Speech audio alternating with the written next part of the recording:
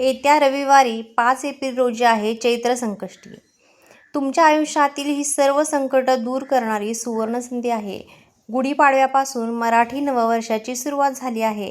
त्यातच येणारी पहिली संकष्ट चतुर्थी हा योग अत्यंत शुभ आणि फलदायी मानला जातोय.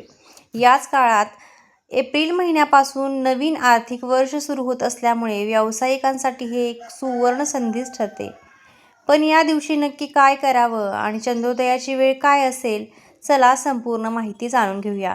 नमस्कार मंडळी, मी पूनम. मी आपल्या यूट्यूब चॅनलमध्ये आपणा सर्वांचं अगदी मनापासून स्वागत करते.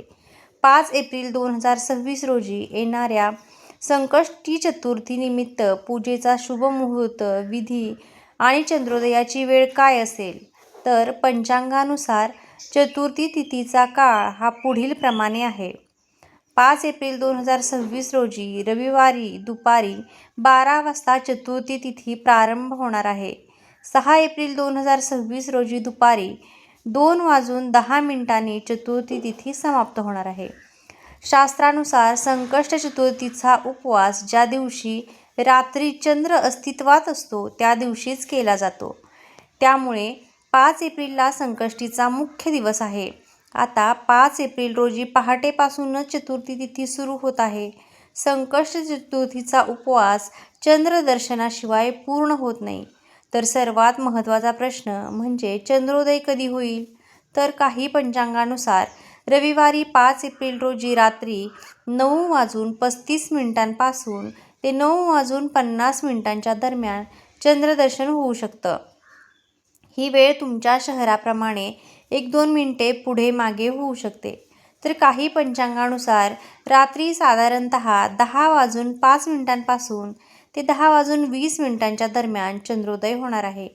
या दिवशी दोन्ही वेळ लक्षात घेऊन आपण चंद्रदर्शन करावं. आता या दिवशी नेमकं काय करावं?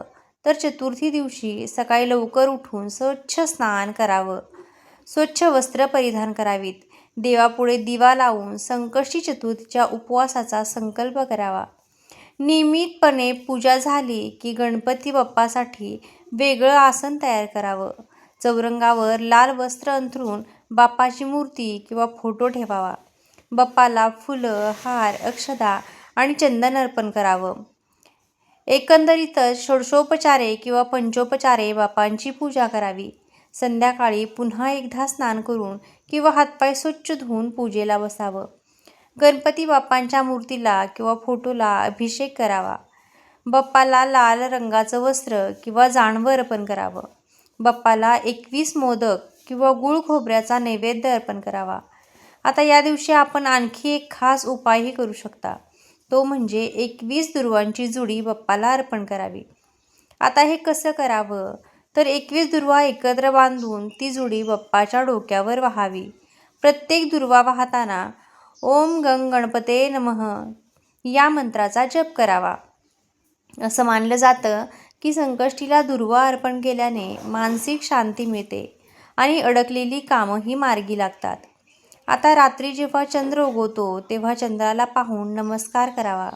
एका ताम्हणात पाणी घेऊन त्यात थोडं चंदन, अक्षदा आणि पांढरी फुलं टाकावी. हे पाणी चंद्राच्या दिशेने जमिनीवरती सोडावं. एकंदरीतच चंद्राला अर्घ्य द्यावं. चंद्राची पूजा केल्यानंतर गणपती बाप्पांची आरती करावी आणि मगच उपवास सोडावा. आता या दिवशी विशाखा नक्षत्र असल्याने आपले चित्त एकाग्र करून केलेली प्रार्थना अतिशय प्रभावी ठरेल असं सांगितलं जातं. उपवासाला साबुदाणा खिचडी, फळं किंवा बटाट्याचा कीस असे फराळाचे पदार्थ तुम्ही घेऊ शकता. दिवसभर उपवास देखील अनेक जण करतात. फलाहार करूनही उपवास करतात. रात्री चंद्राला अर्घ्य दिल्यानंतरच उपवास सोडावा. चंद्राला पाणी अर्पण करताना त्यात थोडे अक्षदा, पांढरे फुलं आणि चंदन आवर्जून टाकावे. त्यानंतर गणपती बाप्पांची आरती करून प्रसाद ग्रहण करावा आणि नंतर उपवास सोडावा. महत्त्वाचं म्हणजे आधी सांगितल्याप्रमाणे रविवार असल्याने या दिवशी गणपतीसोबतच सूर्याची उपासना करणे हे देखील फलदायी ठरू शकतं.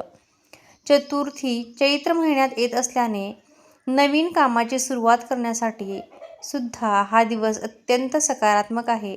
गुढीपाडव्यापासून मराठी नववर्षाची सुरुवात झालेली आहे. त्यातच येणारी पहिली संकष्टी चतुर्थी हा योग अत्यंत शुभ आणि फलदायी मानला जातो.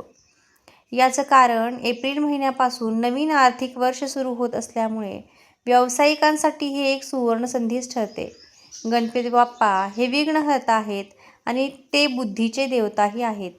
त्यामुळे त्यांच्या कृपेने नवीन कामाची सुरुवात केल्यास यश मिळण्याची शक्यता अधिक वाढते. मग या दिवशी सकाळी किंवा संध्याकाळी आपण ऑफिसमध्ये, घरामध्ये स्वच्छता करून गणपती बाप्पांची पूजा करू शकता. बाप्पांची षोडशोपचारे किंवा पंचोपचारे पूजा झाली की ओम गण गणपते नमः या मंत्राचा 108 वेळा जप करावा. गणपती अथर्व शीर्ष किंवा संकटनाशन स्तोत्राचे पठण करावे. शक्य असल्यास चंद्रदर्शनानंतर उपवास सोडा. या दिवशी नवीन व्यवसाय, प्रोजेक्ट किंवा डील सुरू करणं देखील योग्य ठरू शकतं. तर आर्थिक वाढीसाठी गणपतीसोबतच देवी लक्ष्मीची पूजा करावी. तिजोरी किंवा कॅश अकाउंटवर हळदी कुंकू या दिवशी आवर्जून लावावं. या दिवशी बाप्पाला 21 दुर्वा अर्पण करून दुर्वेसोबतच मनातील इच्छा व्यक्त करावी. गणपती बाप्पांना मोदक किंवा लाडू अर्पण करावे. त्यानंतर तो प्रसाद आपणही खावा आणि इतरांनाही तो वाटून द्यावा. या दिवशी गरजू व्यक्तींना अन्नदान करावं किंवा वस्त्रदान करावं. यामुळे सकारात्मक ऊर्जा आणि पुण्य वाढतं असंही सांगितलं जातं.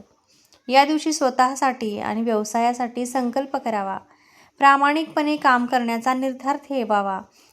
आर्थिक नियोजन व्यवस्थित करण्याचा निर्धार करावा.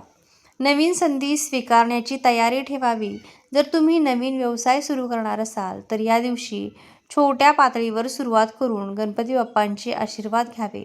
जुना व्यवसाय असेल तर नवीन टार्गेट्स आणि प्लॅन या दिवशी आवर्जून ठरवावे. तर मराठी नववर्षाची ही पहिली संकष्टी चतुर्थी आहे आणि नवीन आर्थिक वर्षाची सुरुवातसुद्धा आहे. हा काळ तुमच्या आयुष्यात, व्यवसायात सकारात्मक बदल घडवून नक्कीच आणू शकतो. तर आधी सांगितल्याप्रमाणे पुन्हा एकदा चंद्रदर्शनाची वेळ जाणून घेऊया. रविवारी 5 एप्रिल रोजी रात्री 9:35 पासून ते रात्री 9:50 दरम्यान चंद्रदर्शन होणार आहे. ही वेळ तुमच्या शहराप्रमाणे 1-2 मिनिटं पुढं मागं होऊ शकते. त्याच्यानंतर तुम्ही गणपती बाप्पांची व्यवस्थित षोडशोपचारे पूजा करून घ्यायची. गणपती बाप्पांच्या कृपेने तुमचे सर्व अडथळे दूर होवोत आणि तुमचा व्यवसाय भरभराटीला जावो हीच बाप्पांच्या चरणी प्रार्थना. संकष्ट चतुर्थीच्या दिवशी गणपती बाप्पांची मनापासून पूजा करा. उपवास ठेवा. चंद्रदर्शनानंतर नैवेद्य अर्पण करून उपवास सोडा. त्यामुळं संकट तर दूर होईलच, तुमच्या मनोकामनाही पूर्णत्वास येतील असं सांगितलं जातं.